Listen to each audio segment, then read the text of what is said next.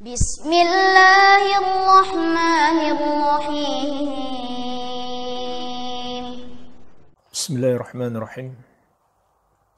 Assalamualaikum warahmatullahi wabarakatuh. Alhamdulillahi hamdan kathiran tayyiban mubarakan fih, mubarakan alaih kama yuhibbu rabbuna wa yardah. Asyhadu an la ilaha illallah wahdahu la syarikalah wa asyhadu anna Muhammadan abduhu wa rasuluh. Sallallahu alaihi wa ala alihi wa sahabatihi ajma'in wa man tabi'ahum bi ihsanin ila yaumiddin, amma ba'd. Fa ikhwani fid din wa akhwati fillah, kaum muslimin wal muslimat, khususnya jamaah Masjid Nurullah Kalibata City yang saya cintai dan saya muliakan, rahimani wa rahimakumullah. Semoga Allah Azza wa Jalla senantiasa mencurahkan rahmatnya kepada kita sekalian. Walhamdulillah, kita masih berada di bulan Ramadan yang mulia, dan telah kita pahami bersama bahwa ibadah puasa adalah ibadah yang sangat agung di bulan ini, yang telah dikabarkan oleh Rasulullah SAW sebagai salah satu sebab utama kita mendapatkan ampunan Allah Tabaraka wa Ta'ala. Sebagaimana dalam hadis Al-Bukhari dan Muslim dari Abu Hurairah radhiyallahu anhu, Rasulullah SAW bersabda, "Man shama Ramadana imanan wa ihtisaban, ghufira lahu ma taqaddama min dzambih." Barang siapa berpuasa Ramadan karena iman dan mengharapkan pahala dari Allah.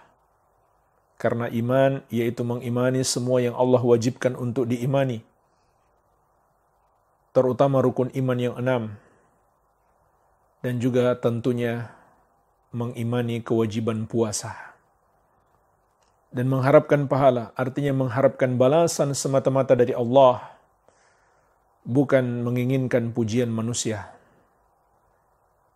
Ghufira lahu ma taqaddama min dzambih, maka akan diampuni dosa-dosanya yang telah lalu.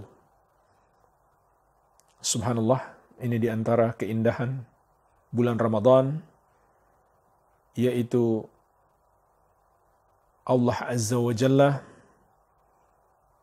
mencurahkan ampunannya lebih luas, rahmatnya lebih luas.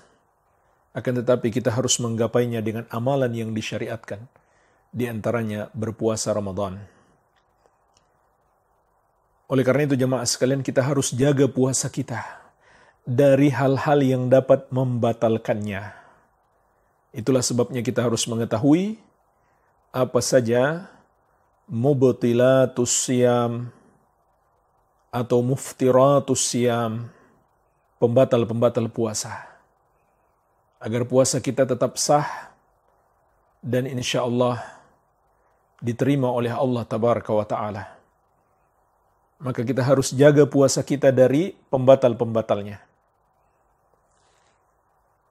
Maka pada kesempatan ini insya Allah Ta'ala kita akan melanjutkan pembahasan fikih puasa tentang pembatal-pembatal puasa yang disepakati para ulama dan beberapa yang dikhilafkan para ulama. Yang disepakati para ulama itu ada 5. Yang pertama adalah makan dan minum dengan sengaja dan tanpa ada paksaan. Sebagaimana firman Allah Tabaraka wa Ta'ala, "Wa kulu washrabu hatta yatabayyana lakumul khaytul abyadu minal khaytil aswadi minal fajr, thumma atimmus siyama ilal lail."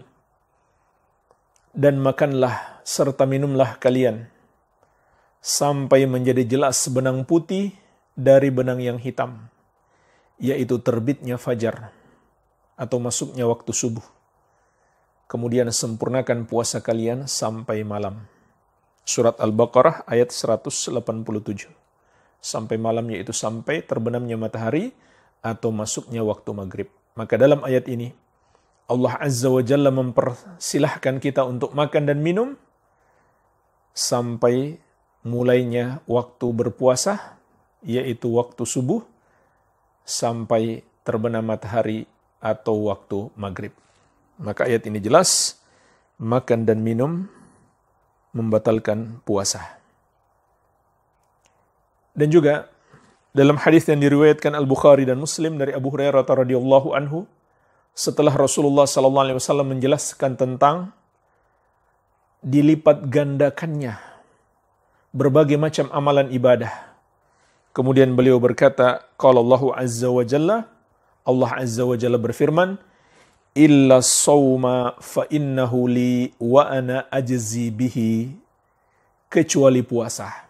Karena sesungguhnya puasa itu untukku, maka akulah yang akan membalasnya.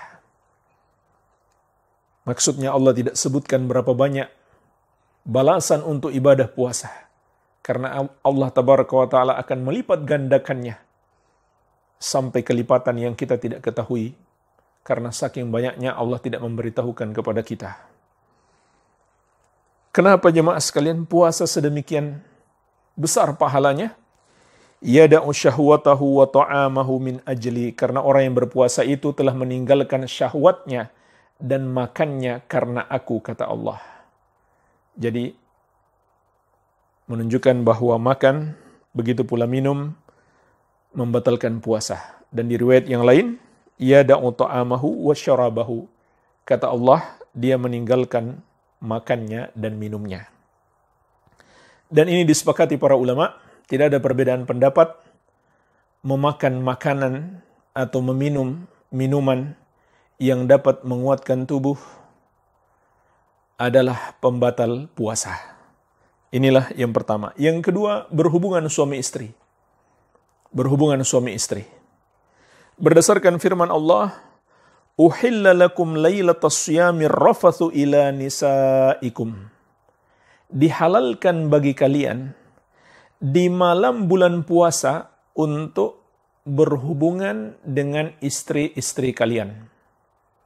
Jadi Allah Azza wa Jalla mengizinkan dalam ayat ini bagi suami istri untuk melakukan hubungan suami istri di waktu malam di bulan Ramadan, menunjukkan kepada kita di waktu siang karena sedang berpuasa itu terlarang. Surat Al-Baqarah ayat 187. Begitu pula dalam hadis Abu Hurairah radhiyallahu anhu yang diriwayatkan Al-Bukhari dan Muslim menjelaskan kepada kita tentang batalnya puasa orang yang berhubungan suami istri dan juga menjelaskan tentang kewajiban yang harus dilakukan oleh orang yang dengan sengaja membatalkan puasanya di siang hari bulan Ramadan dengan cara berhubungan suami istri. Kata Abu Hurairah radhiyallahu anhu, "Bainama nahnu julusun 'inda an-nabiy sallallahu alaihi wasallam idz ja'ahu rajulun." Ketika kami sedang duduk bersama Nabi Muhammad sallallahu alaihi wasallam, tiba-tiba datang kepada beliau seseorang. Faqal, "Ya Rasulullah, halaktu." Maka orang itu pun berkata, "Wahai Rasulullah, aku telah binasa." Qala malak, kata Nabi sallallahu alaihi wasallam, "Ada apa denganmu?" Qala, beliau berkata, "Waqa'tu 'ala imra'ati wa ana sha'imun." Aku menggauli istriku padahal aku sedang berpuasa Ramadan. Faqala Rasulullah sallallahu alaihi wasallam, "Hal tajidu raqabatan tu'tiquha?" Maka Rasulullah sallallahu alaihi wasallam bersabda kepadanya, "Apakah engkau mendapati seorang budak untuk engkau bebaskan?" Qala la, dia mengatakan tidak. Qala, Nabi sallallahu alaihi wasallam bersabda, "Fahal tastati'u an tasuma syahraini mutatabi'aini?" Kalau begitu, apakah engkau mampu untuk berpuasa 2 bulan berturut-turut? Qala la, dia mengatakan tidak. Faqal, maka Nabi sallallahu alaihi wasallam bertanya lagi, "Fahal tajidu it'ama sittina miskinah?" Kalau begitu, apakah engkau mendapati makanan untuk engkau beri makan kepada 60 orang miskin? Qala la. Sahabat itu mengatakan tidak. Jadi semua dia tidak mampu untuk melakukannya.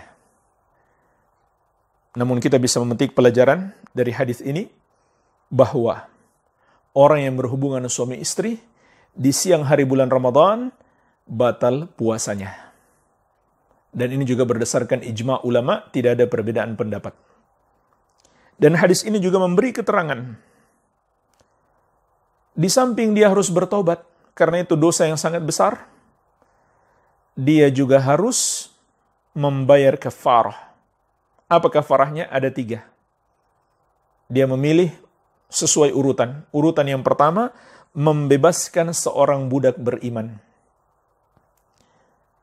Hadis ini menunjukkan kepada kita keindahan syariat Islam, memotivasi kita untuk membebaskan budak yang beriman.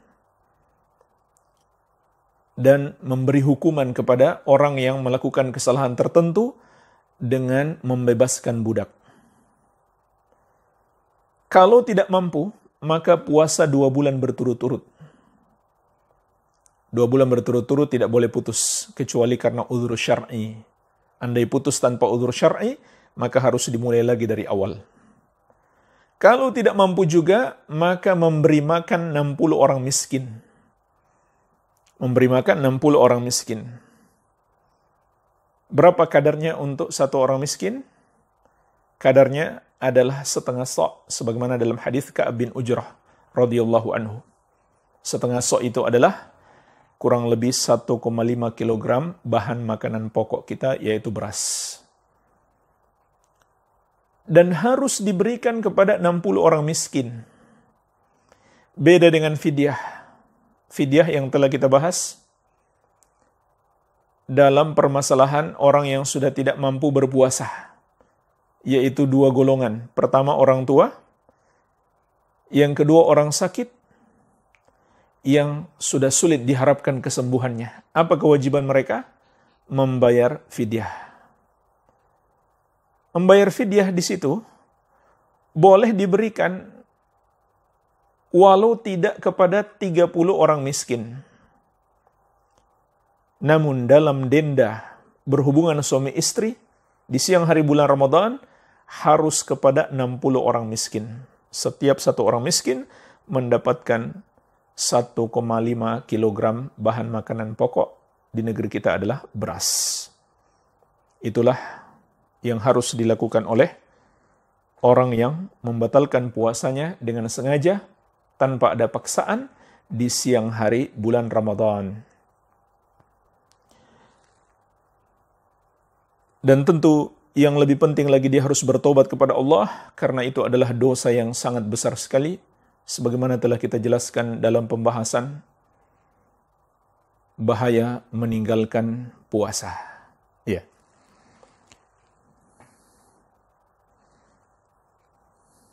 Kemudian, pembatal puasa yang ketiga, yang juga disepakati para ulama, tidak ada perbedaan pendapat, adalah berniat membatalkan puasa. Berniat membatalkan puasa. Jadi, kalau seseorang berniat membatalkan puasanya, maka puasanya batal. Karena Rasulullah SAW bersabda, "Innamal a'malu binniyat, wa innama likulli imri'in ma nawa." Sesungguhnya, amalan-amalan itu bergantung kepada niat. Setiap orang mendapatkan balasan sesuai dengan apa yang dia niatkan. Ini hadis yang masyhur, diriwayatkan Al-Bukhari dan Muslim, dari sahabat yang mulia Umar bin Khattab radhiyallahu ta'ala anhu. Maka kalau begitu, siapa yang berniat membatalkan puasanya, batal puasanya. Tetapi kalau ada orang yang berniat, jika saya nemu makanan dan minuman, saya akan membatalkan puasa, maka saat itu puasanya belum batal, sampai betul-betul dia makan dan minum. Tapi kalau dia niat membatalkan puasanya, maka saat itu puasanya batal. Itulah sebabnya jemaah sekalian, andai kita berada dalam kondisi tidak memiliki makanan dan minuman, padahal sudah masuk waktu berbuka puasa, sudah terdengar adzan maghrib, maka cara membatalkannya bisa dengan niat saja. Jadi nggak perlu kita kumpulin ludah misalkan, lalu kita minum kembali, tidak. Bahkan itu tidak membatalkan puasa. Karena yang membatalkan puasa itu adalah yang dari luar masuk ke dalam tubuh. Adapun ludah, ingus, atau lendir, andai ditelan kembali, tidaklah membatalkan puasa. Ini terlepas dari sisi kesehatan, mungkin buruk dari sisi kesehatan. Tetapi untuk dikatakan membatalkan puasa, haruslah ada dalil tersendiri. Ya. Jadi, itu tidak membatalkan puasa. Maka, andai kita berada pada kondisi nggak ada makanan dan minuman, padahal sudah masuk waktu berbuka puasa, cukup kita membatalkan puasa kita dengan niat. Baik. Kemudian yang keempat, yang juga disepakati para ulama, tidak ada perbedaan pendapat bahwa itu membatalkan puasa adalah haid dan nifas bagi wanita. Sebagaimana dalam hadis Al-Bukhari dari Abu Sa'id Al-Khudri radhiyallahu anhu, Rasulullah sallallahu alaihi wasallam bersabda, "Alaysa idza hadat lam tusalli wa lam tasum?" Bukankah wanita itu apabila dia haid, dia tidak boleh salat dan tidak boleh puasa? Maka ketika seorang wanita haid, misalkan haidnya di tengah hari, saat itu puasanya batal dan dia harus mengqadha puasa tersebut setelah bulan Ramadan. Andai dia terus berpuasa, puasanya tidak sah. Walaupun tinggal beberapa saat, masuk waktu maghrib, tinggal 1 menit katakanlah, atau 1 detik bahkan. Selama belum masuk waktu maghrib, kemudian dia haid, maka tidak sah puasanya di hari tersebut. Dia harus mengqadha puasa di hari tersebut. Ya. Kemudian, pembatal puasa yang kelima, yang juga disepakati para ulama, tidak ada perbedaan pendapat bahwa itu membatalkan puasa adalah, na'udzubillah, kita berlindung kepada Allah, yaitu murtad, keluar dari Islam, karena melakukan dosa kesyirikan dan kekafiran. Sepakat ulama, barang siapa yang melakukan dosa kesyirikan dan kekufuran, maka batal puasanya. Jangankan puasanya, imannya saja batal, Islamnya hilang. Maka seluruh amal ibadahnya, bukan hanya puasanya, tapi seluruh amal ibadahnya pun hilang. Sebagaimana ketika Allah berfirman tentang orang yang melakukan dosa syirik dalam surat Al-An'am ayat 88. Walau asyraku lahabita anhum ma kanu ya'malun. Andai mereka berbuat syirik, terhapuslah amalan-amalan yang mereka kerjakan. Dan di surat Al-Furqan ayat ke-23, Allah Azza wa Jalla menegaskan, wa qadimna ila ma 'amilu min amalin faja'alnahu haba'an manthura. Dan kami hadapi segala amal yang mereka kerjakan, lalu kami jadikan amalan-amalan mereka itu hanya bagaikan debu-debu yang berterbangan. Jadi tidak bernilai sama sekali ibadah mereka di sisi Allah Azza wa Jalla. Maka kita pun paham betapa dahsyatnya, betapa bahayanya dosa kekafiran dan kesyirikan itu. Menghapuskan keimanan, membatalkan keislaman, dan menghancurkan semua amal ibadah, tidak terkecuali puasa. Inilah yang paling berbahaya. Tapi subhanallah jamaah sekalian, bersamaan dengan itu, orang-orang yang berbuat kesyirikan itu, atau berbuat dosa kekafiran, juga kelak di hari kiamat akan mendapatkan hukuman karena tidak puasa, atau karena tidak sedekah, atau karena tidak melakukan kewajiban-kewajiban yang lain, atau karena melakukan dosa-dosa yang lain. Sebagaimana Allah ingatkan dalam surat Al-Muddathir mulai ayat ke-42. Ketika ditanyakan kelak kepada orang-orang yang kafir kepada Allah, ma salakakum fi saqar? Apa yang menyebabkan kalian masuk ke dalam neraka saqar? Qalu lam nakum minal musallin. Maka mereka menjawab, kami dulu tidak termasuk orang-orang yang melakukan salat. Walam nakun nut'imul miskin, dan kami juga tidak termasuk orang-orang yang memberi makan orang miskin. Wa kunna nakhudu ma'al khaidin, dan kami juga membicarakan yang batil bersama orang-orang yang membicarakannya.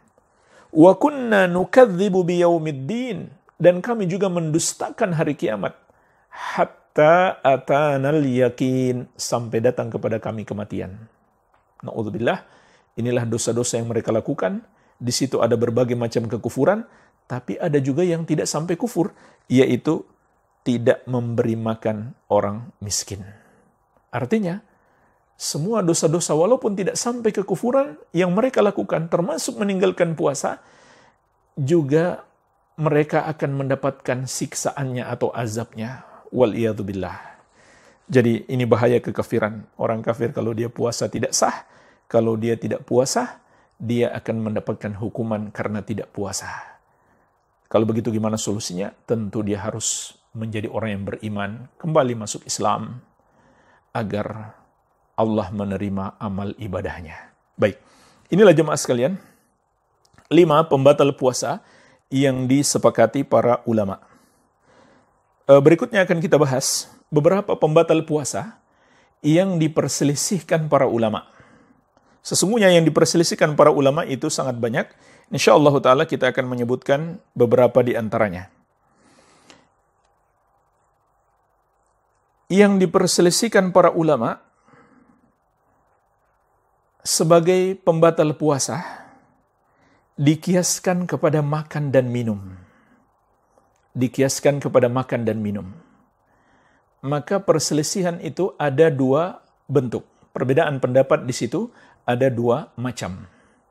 Yang pertama adalah perbedaan pendapat ulama yang di situ terdapat dalil tegas yang memutuskan. Ini kategori pertama. Kategori yang kedua, perbedaan pendapat ulama, namun tidak ada dalil tegas yang memutuskan. Baik, sekarang kita bahas dulu kategori pertama. Pembatal puasa yang dikiaskan kepada makan dan minum, yang diperselisihkan para ulama, dan terdapat dalil tegas yang memutuskannya. Maka itu ada 2 jenis. Ada 2 jenis. Yang pertama adalah memakan makanan atau minum minuman yang tidak menguatkan tubuh. Adapun yang menguatkan tubuh, tadi sudah kita bahas, itu sepakat ulama, batal puasanya. Tetapi memakan makanan atau meminum minuman yang tidak menguatkan tubuh, di situ ulama beda pendapat. Sama saja apakah bermanfaat atau membahayakan, atau tidak bermanfaat dan tidak pula berbahaya. Maka di sini ada khilaf ulama. Pendapat yang benar insyaallah ta'ala adalah membatalkan puasa. Contohnya apa jemaah sekalian? Misalkan ada orang makan batu atau pasir atau racun, waliyadzubillah. Tentu itu dosa. Tapi apakah membatalkan puasa? Masih diperselisihkan para ulama. Termasuk dalam permasalahan ini adalah menghirup asap rokok, memasukkannya ke tenggorokan. Maka ini termasuk dalam hal ini. Karena asap rokok bukan sesuatu yang menguatkan tubuh, bukan pula sesuatu yang bermanfaat, malah membahayakan diri. Dan hukumnya haram. Maka pendapat yang kuat insyaallah ta'ala, ini semua membatalkan puasa. Kenapa? Berdasarkan keumuman dalil tentang makan dan minum. Sesuatu yang dimasukkan ke dalam mulut, maka itu adalah makan atau minum. Walaupun dia tidak bermanfaat, walaupun dia berbahaya, tetap saja itu disebut makan dan minum. Jadi berdasarkan keumuman dalil, batalnya puasa orang yang makan dan minum, maka tidak memberi kekhususan. Kalau yang dimakan berbahaya, tidak batal, tidak. Tidak ada dalil yang memberi kekhususan. Kalau yang dia minum racun, bukan makanan, berarti tidak batal, maka tidak ada dalil seperti itu. Dalil bersifat umum, apapun yang dia makan, apapun yang dia minum, mau yang bermanfaat atau yang membahayakan dia, sama saja. Tidak ada dalil yang memberikan pengkhususan. Baik, ini jenis yang pertama. Jenis yang kedua adalah sesuatu yang dimasukkan melalui hidung. Apakah benda padat atau benda cair, atau obat tetes hidung. Maka di sini juga ulama berbeda pendapat, apakah membatalkan puasa atau tidak.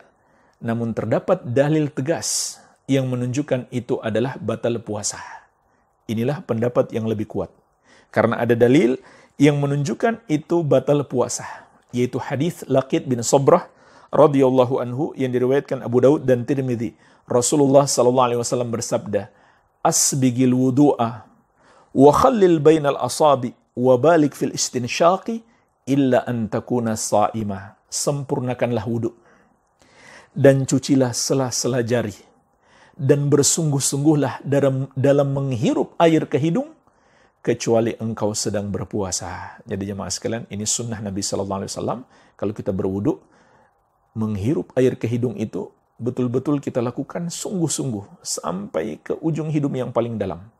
Tapi kata Nabi Sallallahu Alaihi Wasallam, illa antakuna sha'ima, kecuali engkau sedang puasa. Jangan lakukan seperti itu supaya tidak masuk terus ke kerongkongan sehingga membatalkan puasamu. Namun kalau orang lakukan itu dengan tidak sengaja tentu tidak batal.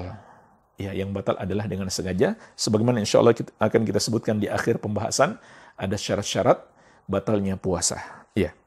Jadi ini dua jenis pembatal puasa yang dikhilafkan para ulama, yang dikiaskan kepada makan dan minum, dan terdapat dalil tegas yang memutuskan bahwa itu membatalkan puasa. Baik, sekarang kita masuk kategori yang kedua. Pembatal puasa yang dikiaskan kepada makan dan minum. Yang diperdebatkan para ulama, apakah membatalkan puasa atau tidak, dan tidak terdapat dalil tegas yang menunjukkan itu membatalkan puasa. Maka jemaah sekalian, di antara yang akan saya sebutkan adalah 15. Dan ini juga bisa kita sebut pembatal puasa kontemporer. Ya, sebagian besarnya yang saya sebutkan di sini adalah pembatal puasa kontemporer yang mungkin zaman dulu tidak ada. Nomor 1 adalah memakai celak mata. Kalau ini tentunya bukan kontemporer, ini sudah ada sejak dulu. Yang kedua, tetes mata. Yang ketiga, tetes telinga. Yang keempat, menggunakan inhaler.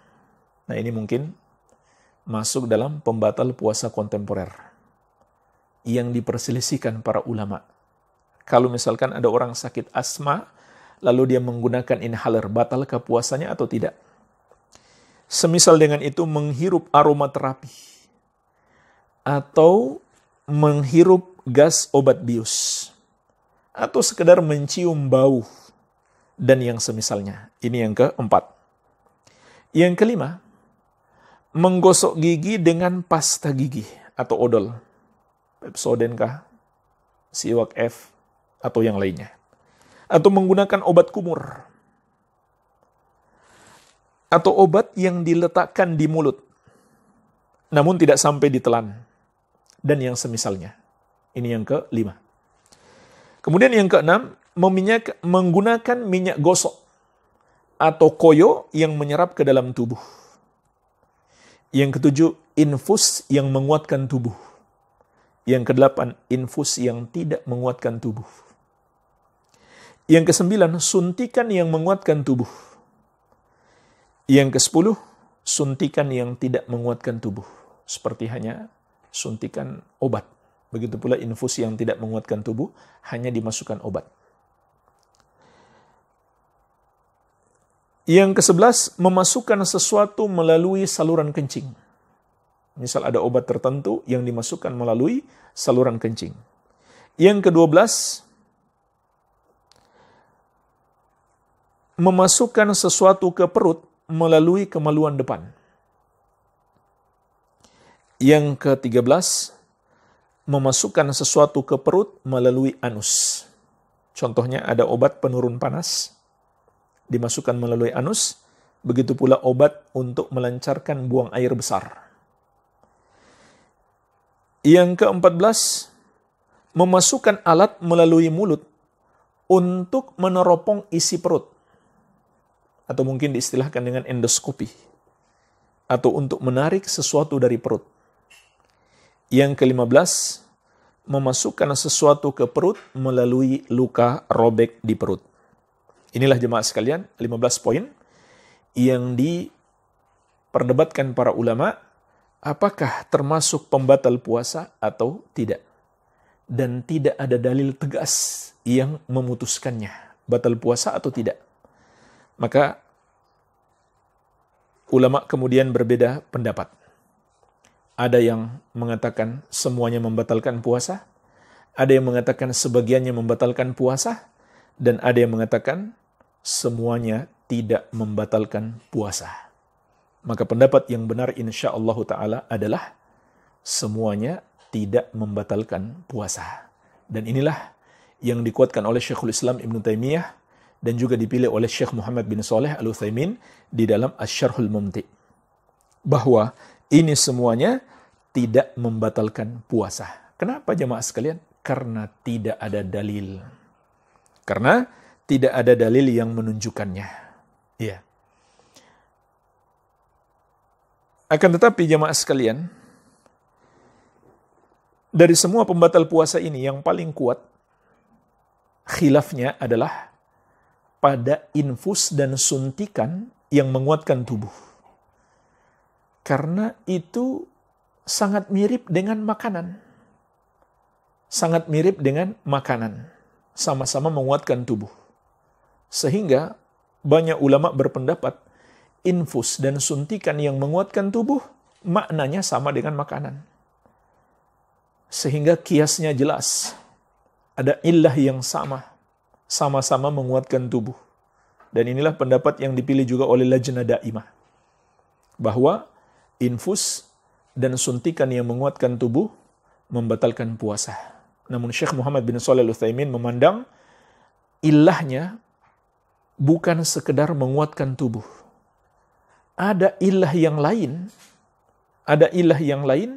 yang terdapat pada makanan dan minuman yang tidak terdapat pada infus dan suntikan, sehingga tidak bisa dikiaskan. Ilah apa itu? Yaitu merasa nikmat, merasa lezat. Dan ini termasuk tujuan kita berpuasa. Mengendalikan diri kita dari sesuatu yang kita senang untuk dimakan atau diminum. Bukan sekedar menguatkan tubuh kita.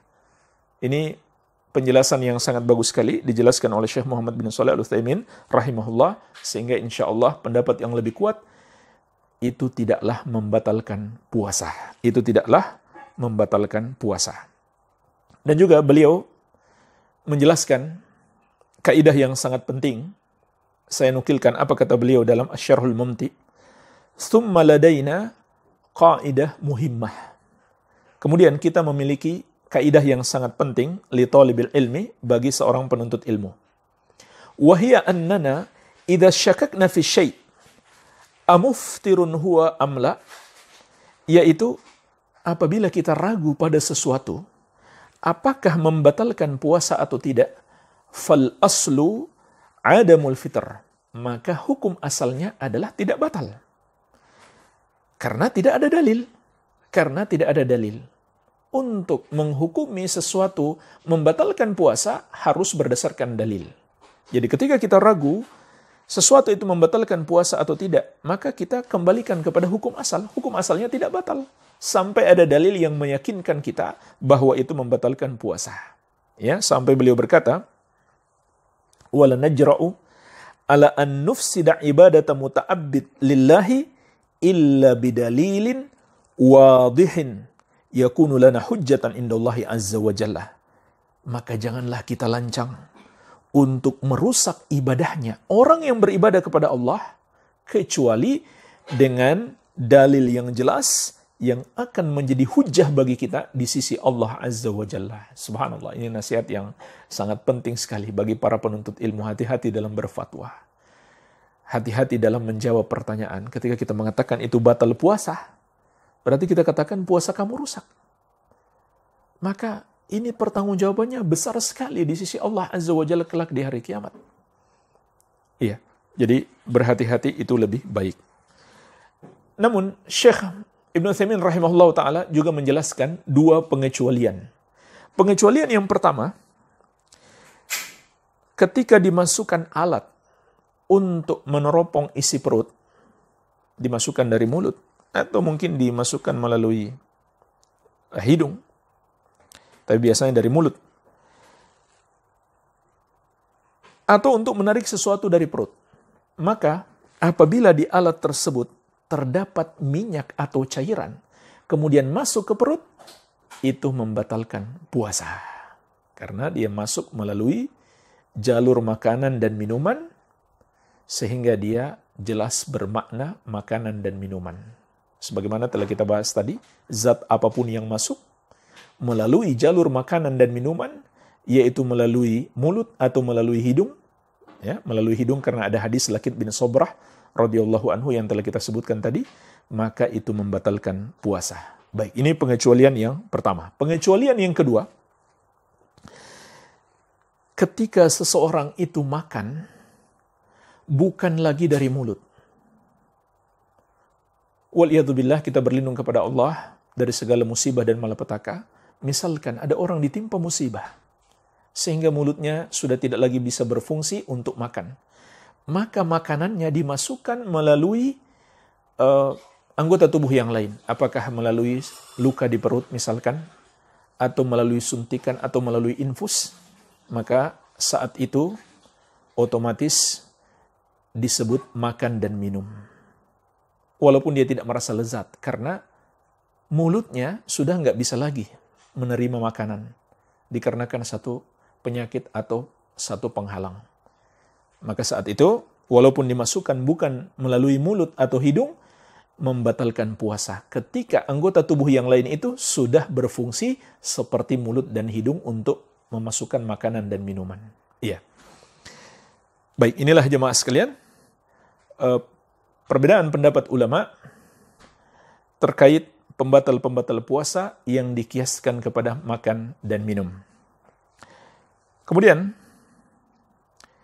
juga termasuk yang dikhilafkan para ulama adalah tentang orang yang keluar air mani bukan karena berhubungan suami istri, tetapi karena bercumbu rayu dengan istri mungkin, atau karena onani. Apakah membatalkan puasa atau tidak? Ini juga dikhilafkan para ulama. Akan tetapi mayoritas ulama berpendapat, mayoritas ulama dari 4 madhab berpendapat itu membatalkan puasa. Namun kita juga harus paham, di sana ada segelintir ulama yang diakui keilmuannya yang berbeda pendapat. Seperti Ibnu Hazm rahimahullah, Asy-Syaukani, As-San'ani, Al-Albani, dan umumnya ulama dari madhab Zahiriyah rahimahumullahu ta'ala. Maka mereka berpendapat bahwa itu tidak membatalkan puasa. Jadi, kalau kita mendengarkan ada orang berpendapat bahwa onani tidak membatalkan puasa, itu jangan kita kaget, itu pendapat ulama. Orang yang kaget, apalagi kemudian dijadikan sebagai bahan olok-olokan atau bahan menyerang ulama yang berpendapat seperti itu, atau para da'i, para ustadz yang menyampaikan pendapat tersebut, itu adalah orang yang belum mencium bau fikih, atau orang yang memiliki penyakit dalam hati, sehingga ingin menjatuhkan seseorang yang dia tidak sukai. Jadi ini khilaf ulama, dan biasa saja perbedaan pendapat ulama tersebut. Jadi ini termasuk juga yang dikhilafkan para ulama, namun mayoritas ulama berpendapat itu membatalkan puasa. Akan tetapi tidak sampai membayar kafarah. Yang membayar kafarah hanyalah kalau berhubungan suami istri di kemaluan, baik kemaluan depan maupun kemaluan belakang. Tentu di kemaluan belakang itu diharamkan.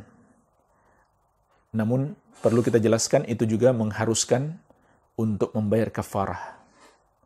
Dan sama saja, baik dengan istrinya sendiri maupun bukan dengan pasangannya yang sah, sama saja. Batal puasanya dan harus membayar kafarah. Dan dosanya lebih besar lagi kalau bukan dengan pasangannya. Karena itu jelas-jelas adalah zina. Dan zina di luar Ramadan, dosanya adalah dosa yang sangat besar. Dan kalau dilakukan di bulan Ramadan, maka menjadi lebih besar lagi. Karena itu menunjukkan orang yang melakukannya tidak memuliakan bulan Ramadan. Dan jangan kita mengira hanya pahala saja dilipat gandakan, dosa pun menjadi lebih besar. Kalau dilakukan di bulan Ramadan, maka berhati-hatilah. Baik. Kemudian, permasalahan yang lain, yang juga diperdebatkan para ulama, apakah membatalkan puasa atau tidak adalah berbekam. Dan semisal dengan itu totok darah atau fasdu. Dan semisal dengan itu juga adalah donor darah. Apakah membatalkan puasa atau tidak? Maka ada dua pendapat ulama. Pendapat yang pertama, puasanya batal. Pendapat yang pertama, puasanya batal. Berdasarkan hadis Abu Daud dan Tirmidzi dari Abu Hurairah radhiyallahu anhu atau dari beberapa orang sahabat, Rasulullah sallallahu alaihi wasallam bersabda, "Aftaral hajim wal mahjum." Telah berbuka orang yang berbekam dan orang yang dibekam. Orang yang membekam dan orang yang dibekam. Hadis ini sahih sehingga banyak ulama yang berpendapat berbekam membatalkan puasa. Dan mereka kiaskan dengan itu donor darah. Karena hakikatnya sama, mengeluarkan darah. Ini pendapat yang pertama dan dalilnya. Pendapat yang kedua, tidak batal. Dalilnya adalah hadis riwayat Al-Bukhari dari Ibnu Abbas radhiyallahu ta'ala anhuma. Anna Nabiya sallallahu alaihi wasallam ihtajama wa huwa muhrimun. Wahtajama wa huwa sa'imun. Bahwasanya Nabi sallallahu alaihi wasallam pernah berbekam dalam keadaan beliau sedang ihram, dan beliau juga pernah berbekam dalam keadaan beliau sedang berpuasa. Maka, para ulama kemudian berpendapat, sebagian ulama mengatakan, berdasarkan hadis ini, tidaklah batal orang yang berbekam. Baik, jadi masing-masing punya dalil. Dan keduanya hadis sahih. Walaupun dari masing-masing pihak ada yang berusaha melemahkan hadis yang lainnya, namun pendapat yang kuat insyaallah ta'ala setelah diteliti, maka keduanya adalah hadis yang sahih. Keduanya adalah hadis yang sahih. Andai satu hadisnya dhaif, kita bisa kuatkan yang hadisnya sahih. Tetapi pendapat yang benar insyaallah, sebagaimana juga dijelaskan oleh Syekh Al-Albani, bahwa keduanya adalah hadis yang sahih. Maka, cara yang pertama tidak bisa ditempuh, yaitu mengunggulkan salah satu hadis karena yang satunya dhaif, karena kedua-duanya sahih, sehingga cara yang pertama ini tidak bisa ditempuh. Ada cara yang kedua, yaitu dengan metode nasakh, melihat penghapusan hukum. Maka masing-masing ulama dari dua pendapat ini juga mengklaim bahwa hadis yang mereka pegang, hukum yang mereka pegang, itulah yang terakhir. Yang sebelumnya telah terhapus. Sehingga cara yang kedua ini juga agak sulit untuk ditempuh. Walaupun pendapat yang lebih kuat insyaallah ta'ala, bahwa yang terakhir, hukum yang terakhir adalah bolehnya berbekam. Kenapa? Karena biasanya pembolehan itu datang setelah adanya larangan. Biasanya seperti itu. Baik, andai metode yang kedua ini tidak bisa ditempuh, maka bisa jadi metode yang ketiga, yaitu dengan cara mengkompromikan antara dua hadis tersebut. Maka jemaah sekalian, inilah cara yang paling kuat insyaallah ta'ala. Karena kedua hadis tersebut sahih, maka harus kita kompromikan. Harus kita kompromikan. Jadi ini tiga cara para ulama untuk menjelaskan antara dua hadis yang bertentangan. Cara yang pertama tadi, mengunggulkan salah satunya apabila salah satunya sahih, yang satunya lagi dhaif. Namun ternyata tidak bisa karena sama-sama sahih. Cara yang kedua adalah menasakh, menjelaskan bahwa ada hukum yang terakhir, sedangkan hukum yang sebelumnya telah dihapus. Nah, cara yang kedua ini juga agak berat. Masih tersisa cara yang ketiga, yaitu dengan cara dikompromikan, dijamak. antara dua hadis tersebut. Maka bagaimana cara menjamaknya? Ada riwayat yang lain yang menjelaskan kepada kita. Diriwayatkan Al-Bukhari dari Thabit Al-Bunani, seorang tabi'in rahimahullah. Beliau berkata, Su'ila Anas bin Malikin radhiyallahu anhu. Anas bin Malik pernah ditanya, Akuntum takrahunal hijamata lis-shaim? Apakah kalian, maksudnya kalian di sini para sahabat dan juga Nabi sallallahu alaihi wasallam, tidak menyukai berbekamnya orang yang berpuasa? Qala, maka Anas berkata, la, tidak. Kami tidak berpandangan demikian. Illa min ajli dha'fi. Kecuali apabila berbekam itu akan membuat tubuhnya lemah. Sehingga kemudian akhirnya dia berbuka karena tubuhnya menjadi lemah. Jadi jemaah sekalian, makna sabda Nabi SAW, aftar al-hajim wal mahjum, telah berbuka orang yang berbekam atau membekam dan yang dibekam, maksudnya adalah bisa mengantarkan mereka berbuka puasa. Kenapa? Karena tubuh mereka menjadi lemah. Jadi tidak otomatis batal puasanya. Batal puasanya kalau mereka kemudian makan dan minum disebabkan tubuhnya sudah lemah sehingga membutuhkan makan dan minum. Inilah penjelasan Anas bin Malik radhiyallahu anhu. Ibnu Abbas radhiyallahu ta'ala anhu juga berkata, Al-fitru mimma dakhala wa laysa mimma kharaja wal wudu mimma kharaja. Berbuka itu adalah karena sesuatu yang masuk ke tubuh, bukan karena sesuatu yang keluar. Sedangkan wudu karena sesuatu yang keluar. Seperti keluar buang hajat atau buang angin, maka kita harus berwudu. Adapun sesuatu yang masuk ke tubuh tidak membatalkan wudu. Puasa sebaliknya, sesuatu yang masuk ke tubuh itulah yang membatalkan puasa seperti makan dan minum. Adapun sesuatu yang keluar seperti darah yang keluar itu tidaklah membatalkan puasa. Ini kata Ibnu Abbas radhiyallahu taala anhumah. Sebagaimana diriwayatkan oleh Ibnu Abi Syaibah dalam musannafnya. Baik. Permasalahan berikutnya jemaah sekalian, mungkin ini yang terakhir yang bisa saya sebutkan. Ya, sekali lagi sebenarnya banyak yang diperdebatkan para ulama membatalkan puasa atau tidak. Namun apa yang saya sebutkan ini yang paling banyak diperdebatkan. Yang terakhir adalah tentang muntah. Apakah membatalkan puasa atau tidak? Sebagian ulama memang ada menukil ijma' bahwa muntah dengan sengaja membatalkan puasa. Akan tetapi ijma' itu tidaklah benar karena faktanya banyak ulama yang berpendapat walaupun muntah dengan sengaja itu tidak membatalkan puasa, sehingga tidak ada ijma' di situ.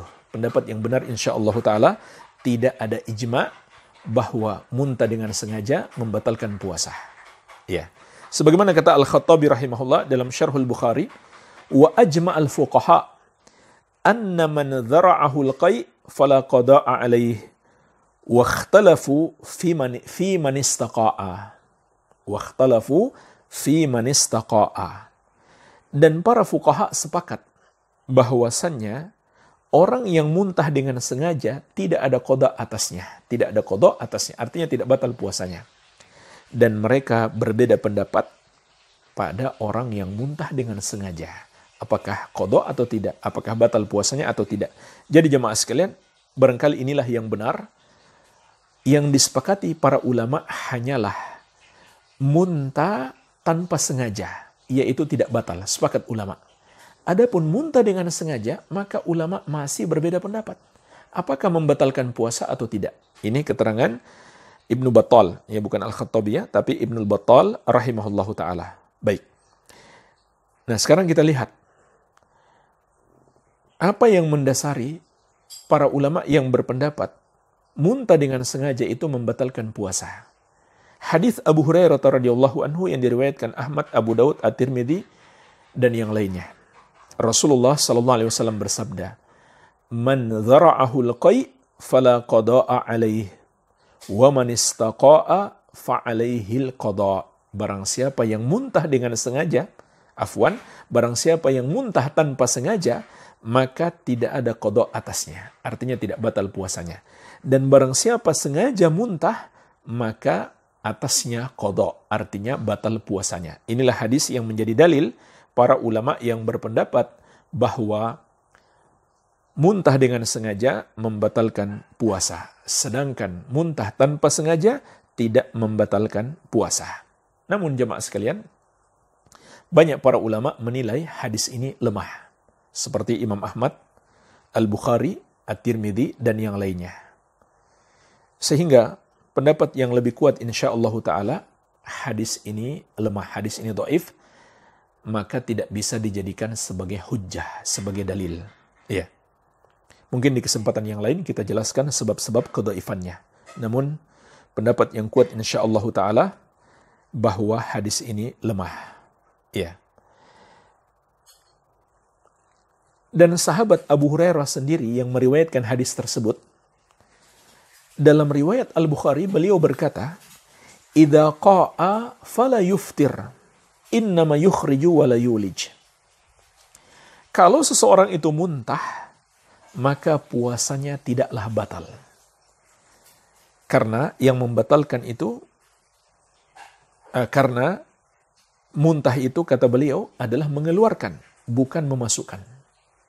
Jadi Abu Hurairah yang meriwayatkan hadis batalnya puasa orang yang sengaja muntah, beliau sendiri mengatakan muntah tidak membatalkan puasa karena itu mengeluarkan, bukan memasukkan, bukan makan dan minum. Iya. Dan kalimat beliau ini umum, apakah muntah dengan sengaja atau tidak. Beliau tidak mengatakan muntah tanpa sengaja. Begitu pula tadi sudah kita sebutkan ucapan Ibnu Abbas radhiyallahu ta'ala anhuma, al-fitru mimma dakhala wa laysa mimma kharaja wal wudu mimma kharaja. Batalnya puasa karena sesuatu yang masuk ke tubuh, bukan karena sesuatu yang keluar. Sedangkan wudu karena sesuatu yang keluar. Jadi ini pandangan beberapa sahabat bahwa sesuatu yang keluar dari tubuh, muntah maupun darah yang keluar, tidaklah membatalkan puasa. Kecuali tentunya tadi sudah kita sebutkan, sepakat ulama darah haid dan nifas itu membatalkan puasa. Adapun darah karena luka, atau karena bekam, atau karena fasdu, atau karena donor darah, pendapat yang kuat insya Allah tidaklah membatalkan puasa. Iya. Bahkan jemaah sekalian, andai kita katakan hadis tersebut sahih sekalipun, bahwa muntah dengan sengaja membatalkan puasa, maka sebenarnya itu tidak sharih, tidak kuat, tidak tegas. Itu tidak tegas karena Nabi sallallahu alaihi wasallam mengatakan, "Man dzara'ahu al-qai' fala qada'a alaih." Andai hadis ini sahih, barang siapa yang muntah tanpa sengaja, maka tidak ada qada atasnya. Wa man istaqa'a fa alaihi al-qada. Dan siapa muntah dengan sengaja, maka atasnya qada. Jadi, hadis ini sebenarnya tidak sharih, tidak tegas. Nabi SAW tidak tegas mengatakan puasanya batal. Tapi beliau mengatakan, hendaklah dia qada. Sehingga sebagian ulama kemudian menafsirkan bahwa kalau itu mengantarkan pada membatalkan puasa, maka dia hendaklah qada. Jadi mirip dengan orang yang berbekam tadi. Ketika keluar darah, tubuhnya menjadi lemah, maka akhirnya batal puasanya. Begitu pula orang yang sengaja muntah, itu akan membuat tubuhnya lemah, kemudian akhirnya dia membatalkan puasa. Ini penafsiran sebagian ulama, kalau hadis tersebut dianggap sahih. Dan juga jemaah sekalian, pertimbangan lain yang disebutkan para ulama, bahwa muntah tidak membatalkan puasa, karena muntah ini sesuatu yang sering terjadi. Sehingga andaikan dia membatalkan puasa, pastilah sudah ada hadis yang tegas dari Nabi SAW menyatakan itu membatalkan puasa. Karena muntah sesuatu yang sering terjadi. Mestilah ada keterangan yang tegas dari Nabi SAW kalau itu membatalkan puasa. Walhamdulillah jemaah sekalian, inilah pembatal-pembatal puasa yang disepakati dan diperdebatkan para ulama. Dan kita sudah pelajari pendapat yang kuat insyaAllah ta'ala. Pembahasan yang terakhir, insyaAllah secara singkat, tentang syarat-syarat batalnya puasa. Maka ada 3 syarat yang disebutkan para ulama. Yang pertama, ilmu. ilmu tentang dua hal. Yang pertama, ilmu tentang hukumnya. Contohnya, seseorang itu sudah mengetahui makan dan minum membatalkan puasa. Artinya, kalau dia belum tahu, maka puasanya tidak batal. Contohnya, orang yang baru masuk Islam. Mungkin dia berpikir, minum sedikit nggak batal puasanya. Dia belum tahu. Maka dia mendapatkan uzur karena belum tahu. Jemaah sekalian, ini sebenarnya kaidah umum. Al-uzru bil jahal. Al-uzru bil jahal. Sama dalam pembahasan tentang keimanan. Nggak batal imannya. Tidak batal imannya ketika dia melakukan pembatal keislaman dalam kondisi jahil. Yang belum memungkinkan baginya untuk belajar. Atau dia sudah berusaha belajar tapi belum ketemu ilmunya. Bukan orang yang taksir, melakukan taksir, yaitu nggak mau belajar sama sekali. Baik. Orang yang baru masuk Islam contohnya. Ketika dia melakukan pembatal keislaman, maka dia diberi uzur. Sama. Dalam pembahasan puasa pun begitu. Karena ini kembali kepada pembahasan usul fikih. Sama.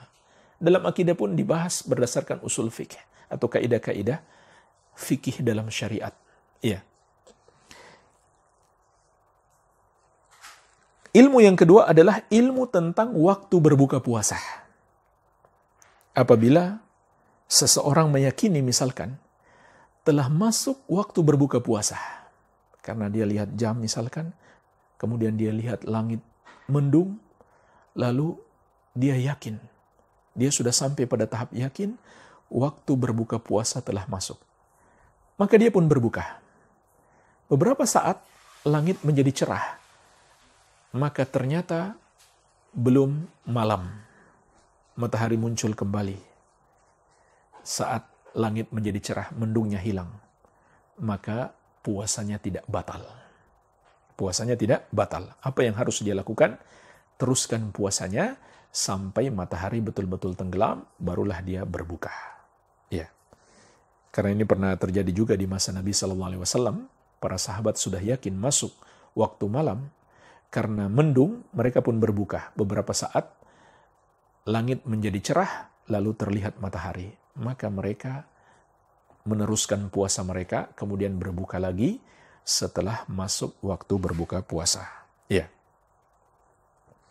Namun jemaah sekalian, itu tidak batal kalau kita sudah yakin masuk waktu berbuka puasa. Tapi kalau kita masih ragu, nggak boleh kita membatalkan puasa kita. Kalau kita masih dalam kondisi ragu. Dan kalau kita batalkan puasa kita dalam kondisi ragu, kemudian ternyata belum masuk waktu malam, ya, beberapa saat kita pun tahu ternyata waktu malam belum masuk, maka puasanya batal. Kalau kita lakukan pembatal puasa itu dalam kondisi ragu. Kenapa? Karena al-yakin la yazulu bisyak. Keyakinan nggak boleh dihilangkan dengan keraguan. Dan keyakinan itu adalah siang. Atau hukum asalnya adalah tetapnya siang.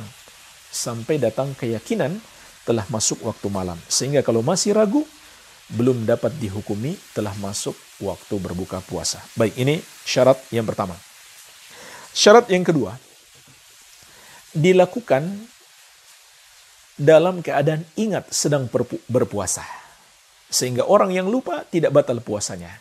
Berdasarkan hadis Abu Hurairah radhiyallahu anhu yang diriwayatkan Al-Bukhari dan Muslim, Rasulullah sallallahu alaihi wasallam bersabda, "Man nasiya wa huwa shaimun fa akala aw shariba falyutimma shaumahu fa innama at'amahu Allahu wa saqahu." Barang siapa yang lupa padahal dia sedang berpuasa, kemudian dia makan atau minum, hendaklah dia tetap sempurnakan puasanya atau teruskan puasanya. Karena hakikatnya Allah yang memberi makan kepadanya dan memberi minum. Jadi teruskanlah puasanya kalau dia sudah ingat. Iya. Dan kalau dia sedang makan atau minum kemudian dia ingat, tidak boleh diteruskan. Baik. Syarat yang ketiga, dia tidak dipaksa melakukannya. Dia memilih sendiri, bukan karena dipaksa. Adapun orang yang dipaksa, maka tidak batal puasanya. Contohnya misalkan, istri dipaksa oleh suami untuk berhubungan badan. Tentu istri harus menolak. Tapi kalau dia tidak sanggup menolak, akhirnya dia melakukannya juga, maka puasanya tidak batal, hanya suaminya yang batal puasanya. Ya. Ini juga berlaku bagi kekafiran. Sama jemaah sekalian. Pembahasannya tidak beda. Atau ada kemiripan yang sangat Karena semua berdasarkan kepada dalil-dalil syar'i dan kaidah-kaidah usul. Orang yang melakukan kekafiran karena dipaksa juga tidak menjadi kafir. Sebagaimana firman Allah dalam surat An-Nahl ayat 106. Illa man ukriha wa qalbuhu mutmainnun bil iman. Kecuali orang yang dipaksa dan hatinya tetap tenang dalam keimanan. Iya. Begitu pula, misalkan seorang istri dipaksa oleh suami berhubungan badan dan hatinya menolak, hatinya tidak setuju. Dan dia berusaha untuk menolak. Ketika dia tidak sanggup menolak, maka dia tidak batal puasanya selama dia tidak menyetujuinya. Walhamdulillah, inilah jemaah sekalian tentang pembatal-pembatal puasa dan 3 syarat batalnya puasa. Semoga bermanfaat bagi kita semuanya dan semoga Allah Subhanahu wa taala menerima amal ibadah kita sehingga kita mendapatkan kebaikan dunia dan akhirat. Wabillahi taufik. Subhanakallahumma wa bihamdik asyhadu an la ilaha illa anta astaghfiruka wa atubu ilaik. Wa sallallahu ala nabiyyina Muhammadin wa alihi wasallam wa akhiru da'wana anil hamdulillahi rabbil alamin. Wassalamu alaikum warahmatullahi wabarakatuh.